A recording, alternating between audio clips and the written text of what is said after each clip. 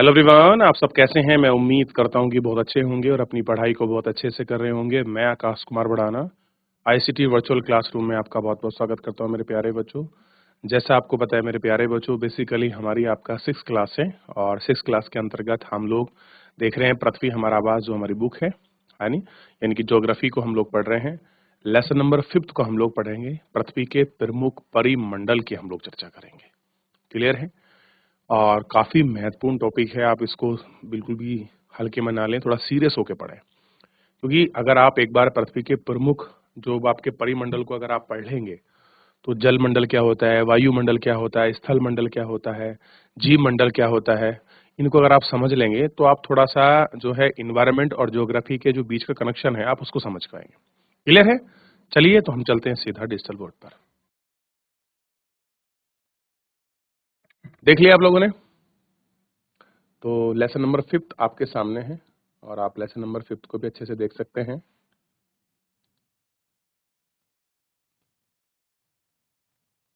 देखिए, lesson number 5th पृथ्वी के प्रमुख परिमंडल, इनको हम लोग पढ़ रहे हैं, देखेंगे आप, और प्रमुख परिमंडल की हम लोग आपका चर्चा करेंगे। क्लियर है? जैसा कि आप जानते हैं कि अध्याय में हम पढ़ चुके हैं, पृथ्वी एकमात्र ऐसा ग्रह है जिस पर जीवन है। तो अगर जीवन किसी पर है तो वो किस पर है? केवल पृथ्वी पर ही जीवन है, क्योंकि यहाँ पर आप देखोगे पेड़ हैं, पौधे हैं, वन है, वन्य जीव हैं, तरह तरह की क्या चीजें हमें प्रकृति ने, जो हमको नेचर ने हमें उपहार स्वरूप गिफ्ट में दी है। और बड़ा ही सौभाग्य है कि हम इतने खूबसूरत प्लेनेट पर रहते हैं और अपने मन चाही चीजों के मुताबिक रहते हैं। मानव यहाँ जीवित रह सकता है क्योंकि जीवन के लिए आवश्यक तत्व जैसे भूमि, जल, हवा पृथ्वी पर मौजूद है।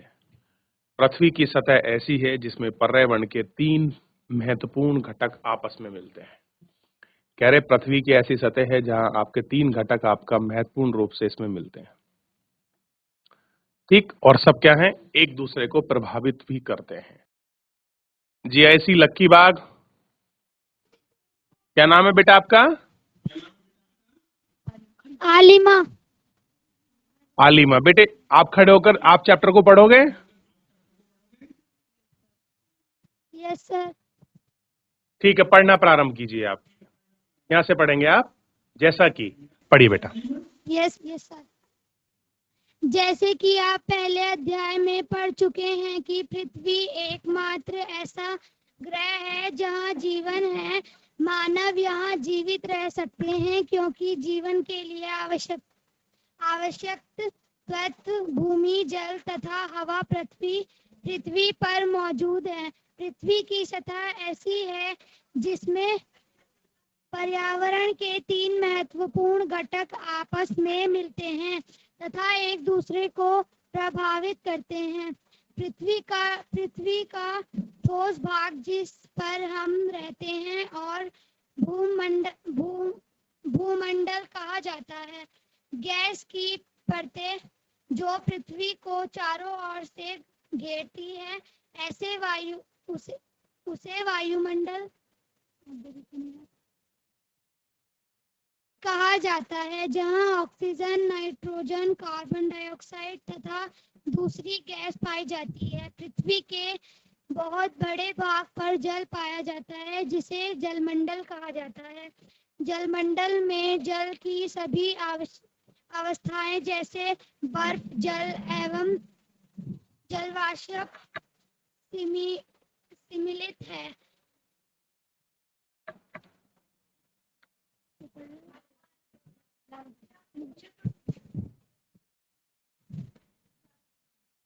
जी।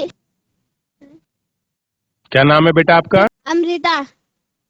ठीक है बेटा अमृता, आप पढ़ेंगे, धीरे धीरे पढ़ेंगे। चलिए, शाबाश। मंडल, पृथ्वी के ठोस भाग को भूखंड कहा जाता है।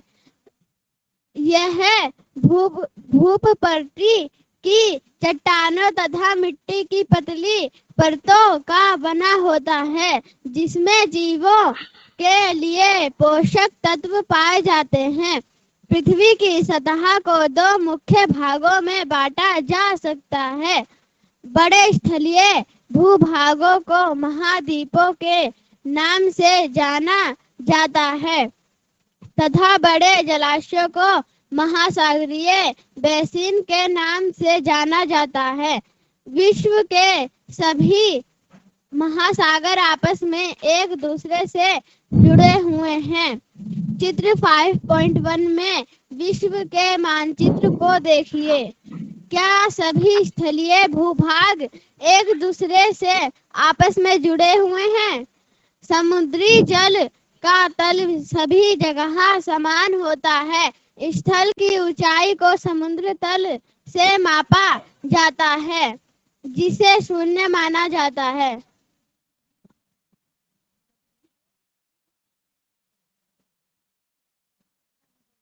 विश्व का सबसे ऊंचा शिखर माउंट एवरेस्ट समुद्र महाद्वीप पृथ्वी पर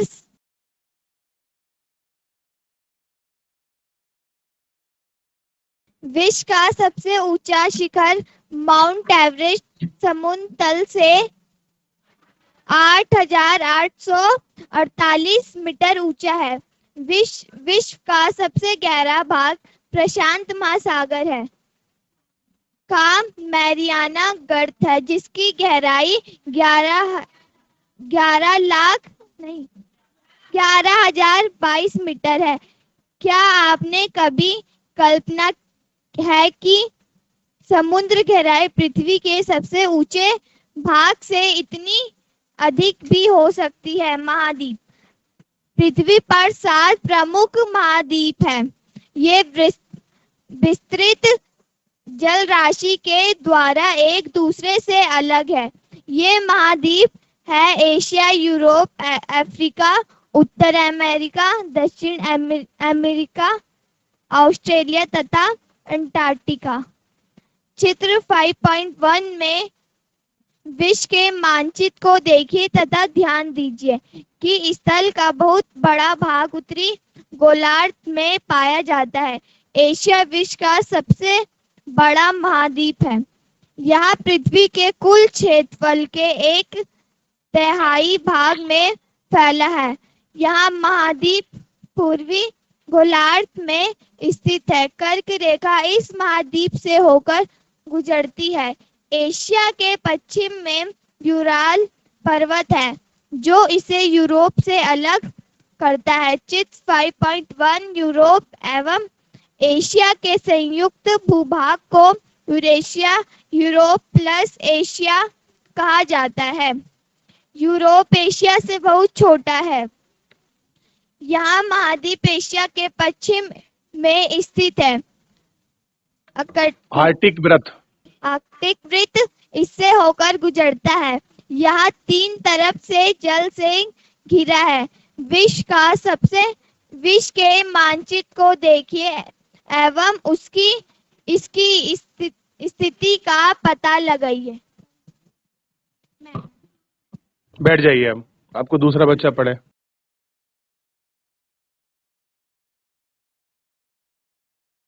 अफ्रीका एशिया के बाद विश्व का दूसरा सबसे बड़ा महाद्वीप है। विषुववृत्त या 0 डिग्री अक्ष इस महाद्वीप के लगभग मध्य भाग से होकर गुजरती है। अफ्रीका का बहुत बड़ा भाग उत्तरी गोलार्ध में स्थित है। चित्र 5.1 को देखिए। आप पाएंगे कि यही एक ऐसा महाद्वीप है जिससे होकर कर्क, विषुववृत्त तथा मकर तीनों रेखाएं गुजरती हैं। सहारा का रेगिस्तान विश्व का सबसे बड़ा गर्म रेगिस्तान है जो कि अफ्रीका में स्थित है। यह महाद्वीप चारों तरफ से समुद्रों एवं महासागरों से घिरा है। चित्र 5.1 में विश्व के मानचित्र को देखिए। आप देखेंगे कि विश्व की सबसे लंबी नदी नील अफ्रीका से होकर गुजरती है। अफ्रीका का मानचित्र देखिए तथा बताइए कि कर्क रेखा, मकर रेखा तथा विषुववृत्त किन किन भागों से होकर गुजरती है। उत्तर अमेरिका विश्व का तीसरा सबसे बड़ा महाद्वीप है। यह दक्षिणी अमेरिका से होकर संकरे स्थल से जुड़ा है, जिससे पामाना स्थल संधि पृथ्वी के प्रमुख परिमंडल पनामा जल संधि।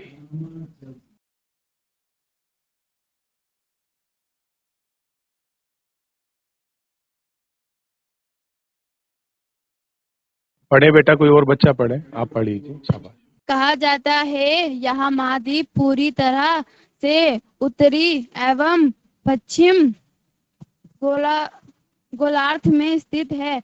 यह महाद्वीप 3 महासागरों से घिरा है। क्या आप इन महासागरों के नाम बता सके हैं? दक्षिण अमेरिका का अधिकांश भाग दक्षिण गोलार्ध में स्थित है। इसके पूर्व एवं पश्चिम में कौन से 2 महासागर स्थित हैं?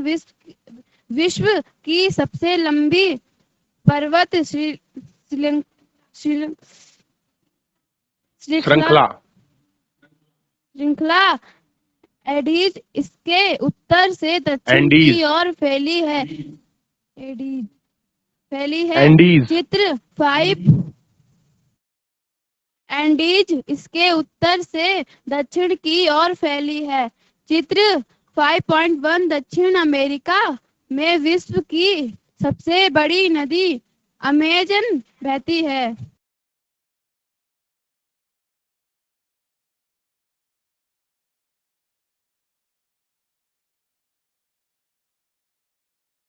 आपका नाम क्या है बेटा? आलिया। ठीक है आलिया, आप पढ़ें बेटा। मेरा कहने का मतलब ये है, जब आप पढ़ रहे हैं तो थोड़ा स्पीड हल्की रखेंगे तो आपकी वॉइस दूसरे स्कूलों में ज्यादा अच्छी जाएगी। स्पीड से पढ़ेंगे तो वो फ्रिक्वेंसी के तहत वो आवाज थोड़ा ऊपर नीचे हो सकता है। आराम से पढ़िए, पढ़े। ऑस्ट्रेलिया विश्व का सबसे छोटा महाद्वीप है, जो कि पूरी तरह से दक्षिणी गोलार्ध में स्थित है।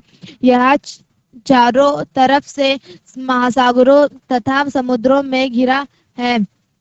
इसे द्वीपीय महाद्वीप कहा जाता है। अंटार्कटिका एक बहुत बड़ा महाद्वीप है, जो कि दक्षिणी गोलार्ध में स्थित है। दक्षिणी ध्रुव इस महाद्वीप के मध्य में स्थित है।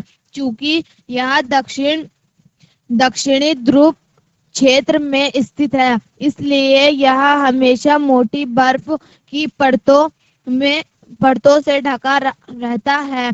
यह किसी भी प्रकार का स्थायी मानव निवासी नहीं है। बहुत से देशों के शोध केंद्र यहाँ स्थित है। भारत के भी शोध संस्थान यहाँ है। इनके नाम है मैत्री तथा भारती। बैठ जाइए बेटा, धन्यवाद आपका बहुत बहुत। सभी बच्चे बैठ जाएं। जीआईसी लक्की बाग की बच्चियों का बहुत बहुत धन्यवाद बेटा, शाबाश, बहुत सुंदर। बैठ जाइए। सबसे पहले आपने पढ़ा, रीडिंग करी, कम से कम ये होता है कि आप खड़े होकर माइक पकड़ते हैं, एक आपका आत्मविश्वास, कॉन्फिडेंस बढ़ता है और ये आत्मविश्वास आपको सुनिश्चित करता है कि आप कहीं भी किसी भी परिस्थिति में आप खड़े होकर आप बोल सकते हैं, अपनी बात को रख सकते हैं और अपनी बात दूसरों तक पहुंचा सकते हैं। ये उसका पहला एग्जाम्पल है जो मुझे ऐसा लगता है कि आप बहुत अच्छे से करते हैं। ध्यान दीजिए आप सभी बच्चों, ध्यान देंगे बेटा। सभी बच्चे ध्यान दीजिए। जीआईसी लक्की बाग, ध्यान दीजिए। सबसे पहले आपको पता होना चाहिए, देखिए छोटी जानकारी हम पढ़ रहे हैं बेटा, ध्यान दीजिए। आप इतना आसान मत समझिए। मैं फिर आपसे कहता हूं, आपको लगता होगा चैप्टर हमने पढ़ लिया, काम खत्म हो गया। नहीं, सबसे पहले आप मुझे बताइए, सारे महाद्वीप को आपको पता है कौन सा महाद्वीप कहां कहां पर है? क्लियर है इतना सब बच्चों को? चलिए, तो ये आपको देखना होगा, इस महाद्वीप की हम बात कर रहे हैं। इस तरीके से शुरू होता हुआ ये महाद्वीप है और इस महाद्वीप को इतनी सीमा रेखा, इसको हम कहते हैं उत्तरी महाद्वीप, उत्तरी अमेरिका महाद्वीप। तो अगर आपसे पूछ ले कोई कि मैप में या आप मानचित्र में या जो ग्लोब है उस पर देख के बताइए कि कहां पर उत्तरी अमेरिका है। अगर आपने पढ़ा है, आप जानते हैं, तो आप उसको अंडरलाइन कर सकते हैं, आप उसकी तरफ सर्कल कर सकते हैं, राउंड बना सकते हैं कि ये ऐसा क्षेत्र है जो आपका उत्तरी अमेरिका का क्षेत्र है। इसका है उत्तरी अमेरिका का क्षेत्र, ये आपको ध्यान रखना। ठीक,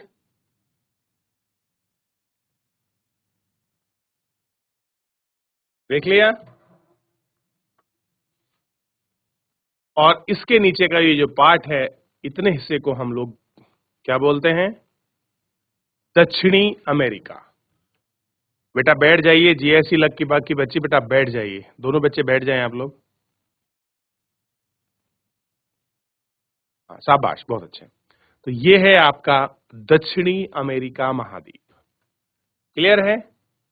उसके बाद आप इधर आए और यहां पर आप भूमध्य सागर की स्थिति को देखेंगे, और ये जो इतना हिस्सा है, इसी हिस्से को हम लोग कहते हैं अफ्रीका महाद्वीप। तो ये क्षेत्र इतना किसका है? अफ्रीका महाद्वीप का हिस्सा है। देख लिया आपने? तो अभी तक आपने 3 महाद्वीपों को पढ़ा, उत्तरी अमेरिका महाद्वीप, दक्षिणी अमेरिका महाद्वीप, और आपने तीसरा देखा अभी अफ्रीका महाद्वीप। और काफी बड़ा महाद्वीप है, अगर आप इसको देखोगे, नील नदी जैसी नदी यहां से गुजरती है। तो ये आपने अफ्रीका महाद्वीप देखा। अब अफ्रीका महाद्वीप के ठीक हम चलते हैं ऊपर, और कुछ हिस्से को हम लोग देखते हैं कि कौन सा हिस्सा हमारा जो है यूरोप का हिस्सा है। क्लियर है? कितना हिस्सा हमारा यूरोप का हिस्सा है, थोड़ा सा हमको ये देख लेना चाहिए। तो यहां से शुरू होकर ये वाला एक इसमें है, और ये इतना यूराल पर्वत से इस तरह के बॉर्डर बनाते हुए देखिए, अलग कलर है। ये जो पूरा हिस्सा है, ये आपका सब यूरोप का हिस्सा है। किसका हिस्सा है? यूरोप महाद्वीप का। आपको देखना चाहिए और उनको समझना चाहिए कि कहां पर हमारा यूरोप महाद्वीप है। क्लियर है? ये देख रहे हैं, ये हमारा यूरोप महाद्वीप है। क्लियर है? अगर आपको स्पेशली पता रहेगा कहां पर कौन सी जगह है, किस तरह की चीजें हैं, तो हम इनको देख सकते हैं।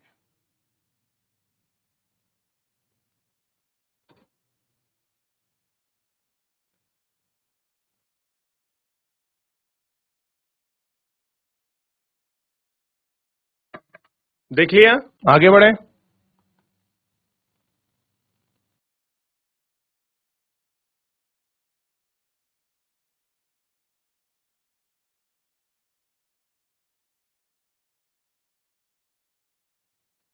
चलिए, देख लिया। अब थोड़ा सा हम देखते हैं एशिया महाद्वीप, जो सबसे बड़ा महाद्वीप है। क्लियर है? थोड़ा ध्यान दीजिए एशिया महाद्वीप को। तो एशिया महाद्वीप जो है, ये थोड़ा इस तरीके से फैला हुआ है, जो आपका येलो येलो कलर का दिखाई दे रहा है आपको, ये सारा महाद्वीप आपको जो है इसमें एशिया महाद्वीप का हिस्सा दिखाई देगा। क्लियर है?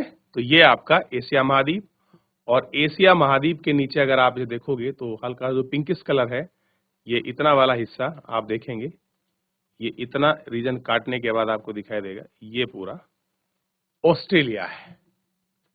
क्लियर है? और एक और महाद्वीप बसता है इसके बाद, आर्टिक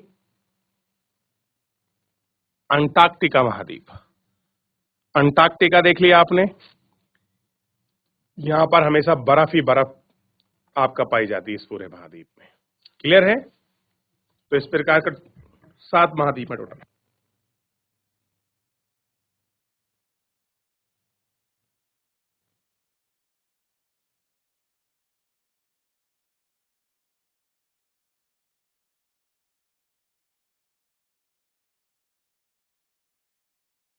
देख लिया?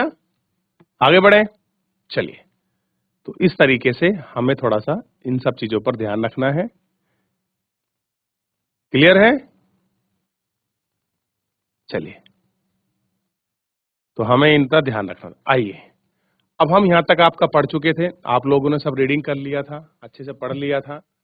अब हम भूमंडल के बारे में पढ़ेंगे, वायुमंडल के बारे में पढ़ेंगे, और जो हमारा जल मंडल है, हम लोग जल मंडल के बारे में भी आपका पढ़ेंगे। क्लियर है?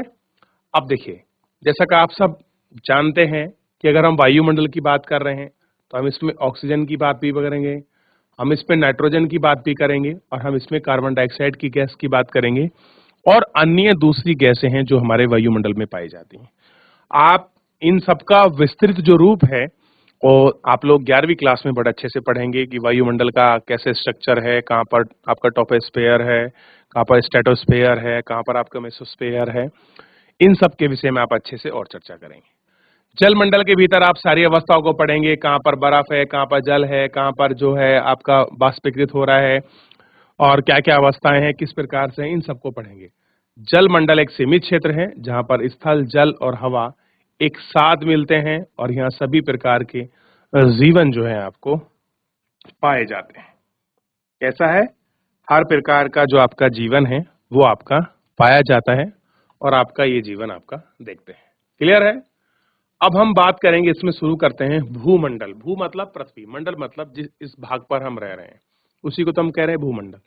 तो भूमंडल को आप देखिए, पृथ्वी का ठोस भाग को हम भूमंडल कहते हैं, यानी कि जिस लैंड एरिया पर हमारे मकान, दुकान, घर, रोड, ट्रांसपोर्ट हम घूम फिर रहे हैं, चल रहे हैं, यही क्या है? यही हमारा भूमंडल है। और भूपर्पटी की चट्टान और मिट्टी की पतली परत का बना है। कैसा है? चट्टान और पतली परत का बना हुआ है, जिसमें जीवाश्म के पोषक तत्व पाए जाते हैं। जैसे कैसे हैं? इसमें जो आपका जीवाश्म है उसके पोषक तत्व आपका पाए जाते हैं। क्लियर है? और इन हम सारे पोषक तत्वों को इसमें पढ़ेंगे और समझेंगे कि क्या, किस प्रकार और कैसे। पृथ्वी की सतह दो मुख्य रूपों में बांटा जाता है। कैसा है? दो मुख्य रूपों में बांटा जाता है। ठीक है? स्थलीय भूभाग को हम महाद्वीप के नाम से जाना जाता है। कह रहे जो स्थलीय भूभाग है, जैसे हम रह रहे हैं, उसको हम कहते हैं महाद्वीप। और जिस भाग पर आपका जल है हम उसको कहते हैं महासागर। अब आप देखते हैं बड़े बड़े महासागर हैं, बड़े बड़े लैंड एरिया हैं, एक कॉन्टिनेंटल से दूसरे कॉन्टिनेंटल पर हम जाते हैं, बीच में इतनी बड़ी आपको वाटर बॉडी मिल जाती है। तो ये सब क्या है? ये पृथ्वी के सतह को हमने दो हिस्सों में बांटा है। एक हिस्से पर जल है, एक हिस्से पर आपका पर क्या है? लैंड है। क्लियर है? विश्व के महासागर को आपस में जोड़े हुए हैं, सब एक दूसरे के साथ जुड़े हुए हैं। अरब सागर, हिंद महासागर जुड़ा हुआ है, हिंद महासागर प्रशांत से जुड़ा हुआ है, प्रशांत अटलांटिक ओशन से जुड़ा हुआ है, वो आर्टिक ओशन से जुड़ा हुआ है, अरल सागर है, यूराल सागर है, छोटे छोटे सागर हैं। क्लियर है? और बहुत सारी बे ऑफ हैं। क्लियर है? अब इस तरह के छोटे छोटे और सागर हैं, बहुत सारी नदियां हैं जो आके जो है अपना आउटफ्लो जो है सी में कर देती हैं। क्लियर है? तो ऐसे आपका बहुत बड़े भूभाग विस्तार पर ये सारी चीजें जो हैं पाई जाती हैं और हम इनको देखते हैं कि कहां कहां पर किस किस तरह से ये सारी चीजें पाई जा रही हैं। क्लियर है? तो आप मुझे एक बार फटाफट से जल्दी से सोचकर बताइए कि हमने अभी कोई और महासागरों को देखा है, या मुझे बताइए कितने बड़े महासागर हैं। क्लियर है? या भारत तीन तरफ से किन किन जल संधियों से घिरा हुआ है, कौन कौन से सागरों से घिरा हुआ है? जल्दी बताइए। भारत, जल्दी देखिए, बताइए बेटा।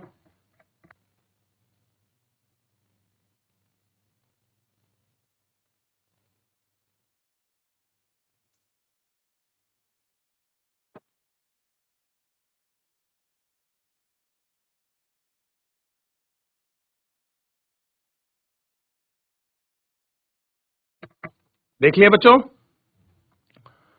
और विश्व के महासागर आपस में जुड़े हुए हैं और इन सब के महासागरों को आपस में हम देख सकते हैं। समुद्र तल पे सभी जगह समान होते हैं। स्थल की ऊंचाई इन समुद्रों में सब जगह आपका मापा जाता है और आप इनको अच्छे से देख सकते हैं कि कहां कहां पर किस तरीके से मापा गया है। अब कह रहे विश्व में सबसे ऊंचा शिखर है माउंट एवरेस्ट। आपने नाम सुना होगा। अब मेरा आपसे क्वेश्चन है कि आप बच्चों मुझे बताएंगे कि माउंट एवरेस्ट किसकी हाईएस्ट पीक है? पहला क्वेश्चन। दूसरा क्वेश्चन आपको पता करके आना है कल कि माउंट एवरेस्ट किस देश में स्थित है। दूसरा क्वेश्चन तो पहला कहा कि माउंट एवरेस्ट किसकी हाईएस्ट पीक है, ये आपको पता करना है। क्लियर है? अब आपको सबको पता चल गया होगा, लेकिन कोई नहीं, आपको पता करना है, लिखना है। और दूसरा क्वेश्चन आपको पता लगाना है कि माउंट एवरेस्ट किस देश में स्थित है। बताइए। तो आपको दूसरा क्वेश्चन लगाना है माउंट एवरेस्ट का। क्लियर है? ये दो क्वेश्चन करके आना है। ठीक। और इसके साथ एक क्वेश्चन और आप लोग कर सकते हैं कि भारत की सबसे हाईएस्ट पीक या भारत की सबसे ऊंची चोटी कौन सी है, ये भी आपको देखना है। क्लियर है? अगर आप इनको देखोगे तो तीन क्वेश्चन आपके हो गए। भारत की सबसे ऊंची चोटी कौन सी है, माउंट एवरेस्ट किस आपका पर्वत की हाईएस्ट पीक है और आपका माउंट एवरेस्ट कहां पर स्थित है, यानी किस देश में इसकी अवस्थिति है। इनको आप पढ़ लेंगे तो आपको पता चलेगा कि हाँ भाई हमने कुछ देखा है, सर ने कुछ बताया तो हमने करके आए। अब कह रहे हैं कि माउंट एवरेस्ट तो बहुत ऊंची है, हमने देख ली 8,848 मीटर है, लेकिन विश्व का सबसे गहरा भाग यानी कि प्रशांत महासागर में गर्त है, एक गड्ढा है, क्लियर है। और वो गड्ढा कितना गहरा है उसको कहते हैं हम मैरियाना गर्त। कहीं पर ही आपको मैरियाना ट्रंच के नाम से भी आपको बुकों में देखने के लिए मिल जाता है। क्या कहते हैं इसको? मैरियाना गर्त। और आपको क्लियर होना चाहिए कि ये जो मैरियाना गर्त है, आप सोचेंगे ये 11,022 मीटर गहरा है, यानी कि अगर इस मैरियाना गर्त में माउंट एवरेस्ट को रखा जाए तो माउंट एवरेस्ट भी डूब जाएगी, क्योंकि माउंट एवरेस्ट मात्र 8,848 मीटर है, जबकि प्रशांत महासागर में सबसे गहरा भाग आपको यहां दिखाई देगा जिसका नाम है मैरियाना गर्त। और क्या आपने कभी कल्पना का मतलब सोचा है कि समुद्र की गहराई पृथ्वी के सबसे ऊंचे भाग में इतनी अधिक क्यों हो सकती? क्लियर है? तो इसको देखेंगे, कल्पना करेंगे तो चीजें थोड़ी सी आपको और सटीक और अच्छी और क्लियर हो जाएगी।